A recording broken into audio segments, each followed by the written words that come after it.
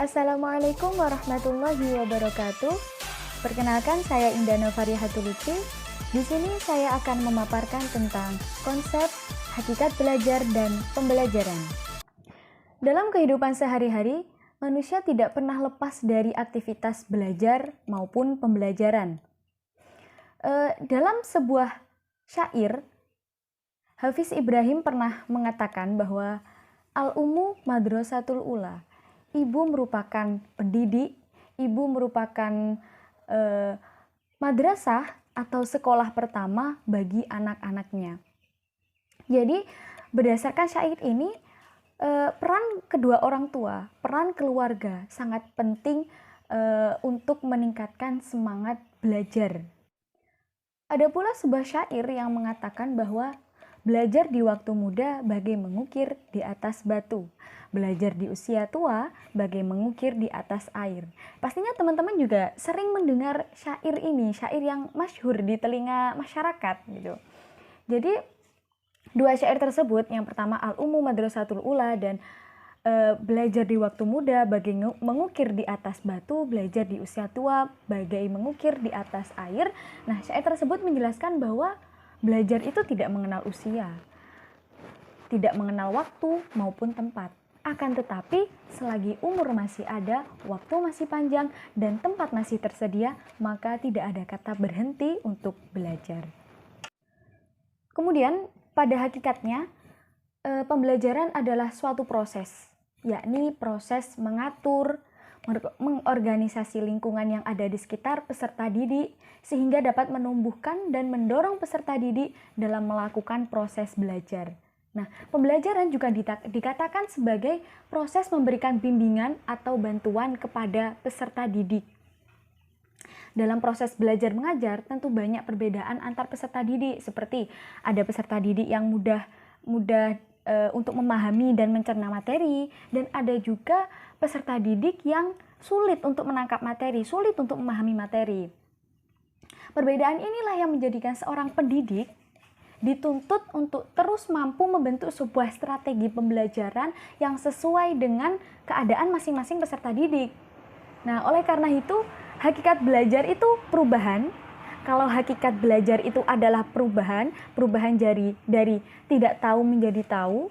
Kalau pembelajaran itu hakikatnya adalah pengaturan.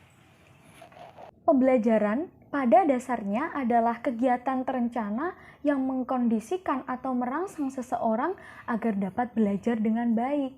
Sehingga kegiatan pembelajaran ini bermuara pada dua kegiatan pokok. Yang pertama yaitu bagaimana seseorang melakukan tindakan perubahan tingkah laku melalui kegiatan belajar, yaitu peserta didik, dan bagaimana seseorang melakukan tindakan penyampaian materi atau ilmu pengetahuan melalui kegiatan mengajar, yaitu pendidik. Nah, berdasarkan uraian tersebut, di sini penulis mengilustrasikan contoh untuk agar teman-teman bisa memahaminya lebih baik. Nah, contohnya di sini adalah Pak Dani adalah seorang guru pendidikan agama Islam sekaligus wali kelas dari kelas 9 SMP Makmur Jaya. Pak Dani memberikan arahan kepada siswa-siswinya.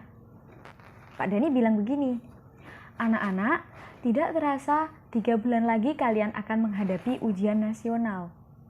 Ujian yang akan menentukan lulus tidaknya kalian dari sekolah ini. Bapak berharap tidak ada siswa maupun siswi di kelas ini yang tidak lulus. Semuanya harus lulus. Mari kita saling mengingatkan antar teman. Mari kita saling mengingatkan satu sama lain. Kalau ada yang malas, ayo diajak belajar. Kalau ada yang tidak paham materi, ayo kita arahkan, kita saling belajar kelompok, kita belajar bersama-sama.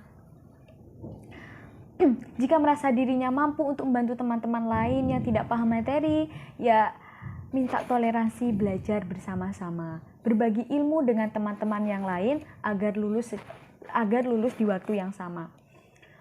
Nah, kemudian ada seorang anak yang bernama Ana. Dia adalah seorang anak yang pendiam, terkenal pendiam dan cenderung pelit ketika teman-temannya meminta materi yang tidak mereka pahami, meminta jawaban materi meminta jawaban materi yang tidak mereka pahami.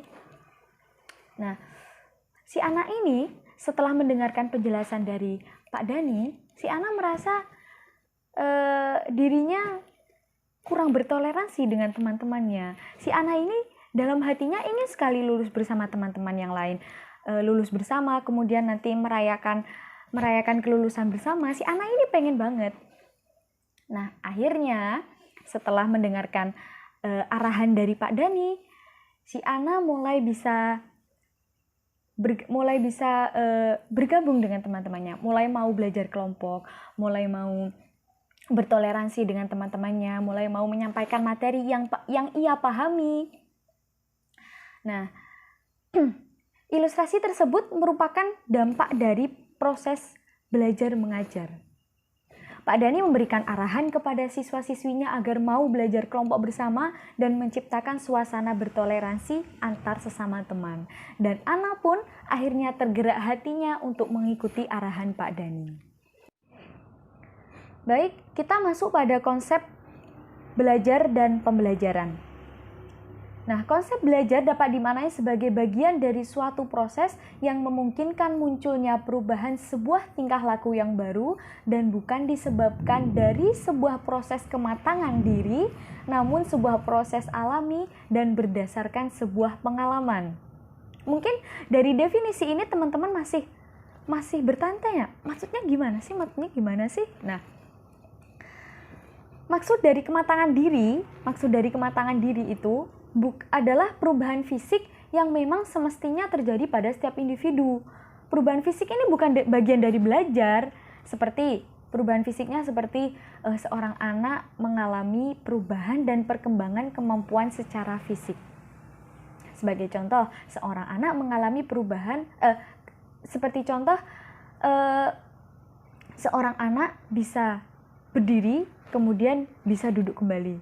Nah, itu merupakan perubahan fisik yang memang umum, memang harus mereka punyai, memang kematangan diri yang berupa perubahan fisik gitu.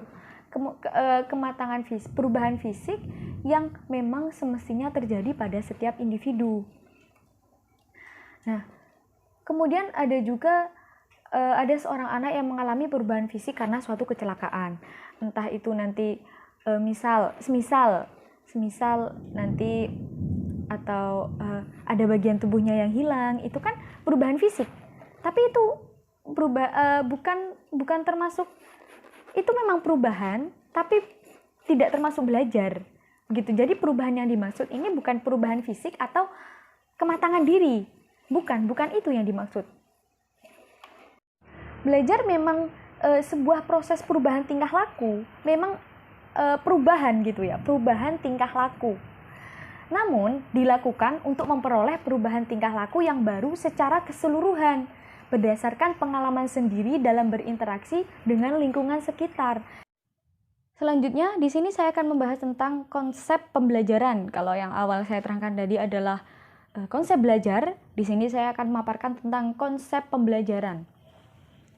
Konsep pembelajaran merupakan suatu sistem atau proses perencanaan belajar yang ditujukan kepada peserta didik supaya mencapai hasil yang maksimal. Jadi pembelajaran itu juga perlu konsep agar mencapai tujuan yang telah dikehendaki. Para pendidik itu tidak semata-mata hanya memberikan informasi mengenai materi saja, akan tetapi juga mengarahkan, memberikan fasilitas belajar yang dapat disesuaikan dengan peserta didik. Nah, gini nih, agar proses pembelajaran lebih digemari, mungkin ini menjadi suatu hal yang bukan momok. Bagi saya itu seorang pendidik itu perlu memberikan pembelajaran yang inovatif, yang kreatif, dan itu sangat-sangat diperlukan agar peserta didik itu suka dengan pembelajaran kita, suka dengan cara kita belajar, agar tidak bosan peserta didik itu. Nah, agar proses pembelajaran lebih digemari, maka seorang pendidik harus memahami situasi dan kondisi para peserta didik. sehingga pendidik mampu memilih apa saja teknik-teknik, apa aja model-model pembelajaran yang sekiranya peserta didik itu butuhkan gitu. Jadi kita sebagai pendidik itu, calon-calon pendidik itu juga harus bisa memahami dulu peserta didiknya itu seperti apa. Kalau anak-anak peserta didik ini nakal-nakal, berarti kita harus menggunakan metode yang seperti apa. Oh, peserta didik ini anaknya minta diperhatikan, jadi kita harus sebagai calon pengajar itu harus memberikan metode yang seperti ini, seperti itu. Jadi harus sesuai dengan karakter, harus sesuai dengan perilaku yang mereka inginkan gitu loh. Kita harus menjadi, kalau bisa kita itu harus menjadi sahabat, teman bagi mereka gitu. Nah, untuk melakukan pembelajaran yang inovatif ini, maka perlu ada beberapa tahapan yang harus dilakukan pada saat proses pembelajaran berlangsung. Nah, ada beberapa usaha yang dapat dilakukan agar proses pembelajaran terlihat inovatif, terlihat kreatif, terlihat menarik. Nah, ini ada beberapa tahapan. Yang pertama, ada usaha yang dapat dilakukan, itu yang pertama adalah pembelajaran inovatif menggunakan media PowerPoint. Sebelum menggunakan media ini, sebagai pendidik harus menunjukkan terlebih dahulu PowerPoint itu seperti apa sih gitu. Jadi seperti ini PowerPoint gitu.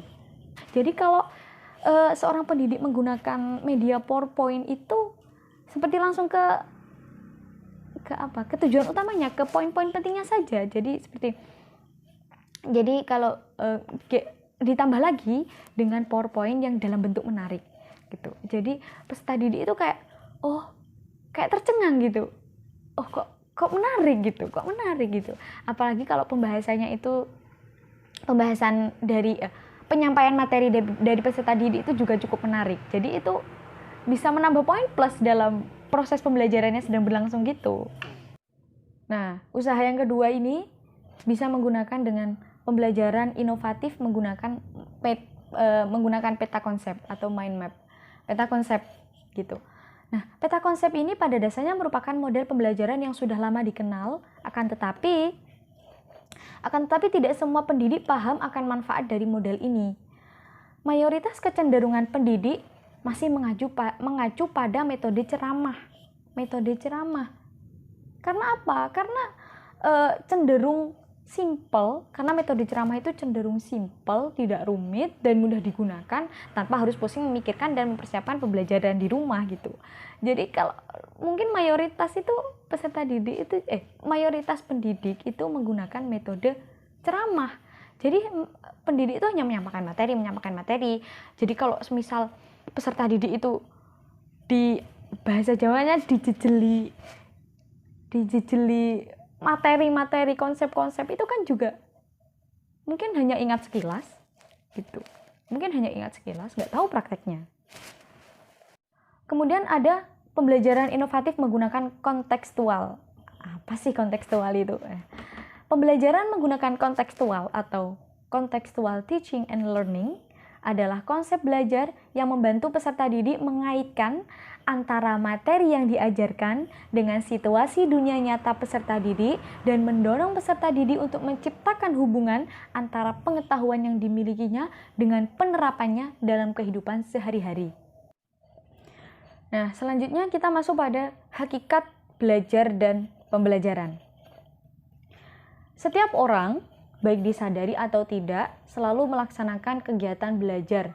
Bahkan kegiatan yang dimulai dari bangun tidur sampai dia tidur kembali itu tidak lepas dari aktivitas belajar. Nah, misal ketika seseorang berjalan-jalan kemudian ia menjumpai tukang sayur yang sedang melakukan transaksi jual beli, kemudian dia ini berpikir, tiba-tiba terpikir, berapa ya penghasilan penjual sayur ini? Berapa ya kira-kira? Kalau ditaksir itu kira-kira 1 bulan dapat berapa? Kira-kira sehari dapat berapa ya?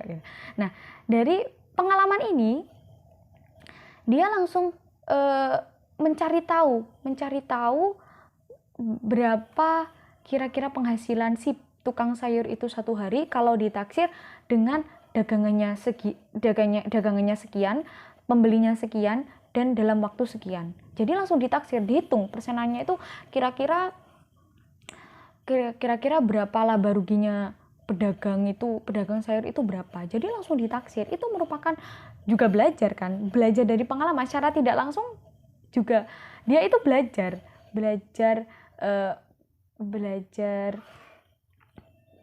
bagaimana tukang sayur itu mendapatkan laba rugi gitu. Nah, ilustrasi ini menunjukkan bahwa adanya pengalaman belajar telah menghasilkan sebuah pemikiran baru atau perilaku yang sebelumnya tidak pernah dia lakukan. Jadi kan muncul pemikiran baru, berapa sih kira-kira tukang sayur itu dapat untungnya berapa sih? Nah, itu kan pemikiran baru, itu sebelumnya tidak pernah dilakukan, sebelumnya tidak pernah terpikirkan. Tapi karena dia mengalami pengalaman itu, jadi mulai dia berpikir, dia memiliki pengetahuan baru. Dari yang tidak tahu, dia tahu. Nah, itu kan belajar. Nah, pada hakikatnya itu belajar itu ada tahapannya, ada tahapan-tahapannya. Nah, yang pertama ada tahapan acquisition, yaitu tahapan perolehan informasi. Jadi peserta didik mendapatkan informasi dari si pendidik. Kemudian yang kedua ada tahap storage, yaitu tahapan penyimpanan informasi. Jadi setelah disampaikan materi oleh si pendidik, kemudian peserta didik menyimpan informasi tersebut. Kemudian ada tahapan retrieval, yaitu tahapan pendekatan kembali informasi. Jadi kayak pengulangan kembali gitu. Pengulangan kembali informasi yang sudah didapat. Diingat-ingat. Kira-kira paham nggak ya? Gitu. Kemudian pembelajaran. Nah, pada hakikatnya pembelajaran adalah proses interaksi antara peserta didik dengan lingkungannya. Sehingga terjadi perubahan perilaku ke arah yang lebih baik. Nah, tugas utama dari seorang pendidik adalah mengkoordinasikan lingkungan agar menunjang terjadinya perubahan perilaku yang baik bagi peserta didik. Ketika lingkungan peserta didik tidak baik, maka pembelajaran juga jadi tidak baik. Maka jadi seorang pendidik itu harus mengkondisikan lingkungan belajarnya sebaik mungkin agar proses pembelajarannya juga terlaksana dengan baik, agar terlaksana sesuai dengan tujuan utama, agar maksimal, optimal gitu. Kemudian proses pembelajaran ini akan berhasil apabila peserta didik memiliki motivasi dalam belajar. Kalau ada yang peserta didik yang tidak memiliki motivasi dalam belajar, pastinya sudah malas-malesan, sudah tidak memiliki semangat untuk belajar gitu. Oleh karena itu, para pendidik perlu menumbuhkan motivasi belajar peserta didik. Jadi perlu membantu menunjang motivasi peserta didik.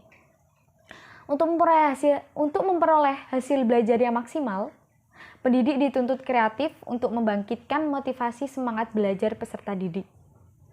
Ada kalanya untuk membangkitkan motivasi peserta didik dengan cara yang bersifat negatif, seperti hukuman, kemudian teguran atau ancaman, memberikan tugas yang lebih berat dan lebih menantang. Namun teknik tersebut hanya bisa diterapkan pada kasus-kasus tertentu, kasus-kasus yang sudah melewati batas. Jadi ketika seandainya masih bisa digunakan teknik positif, sebaiknya teknik negatif tidak perlu dilakukan, harusnya dihindari gitu, agar tidak merusak mental psikologis peserta didik gitu. Nah, sekian pemaparan presentasi dari saya. Kurang lebihnya saya mohon maaf yang sebesar-besarnya. Terima kasih atas perhatiannya. Wassalamualaikum warahmatullahi wabarakatuh.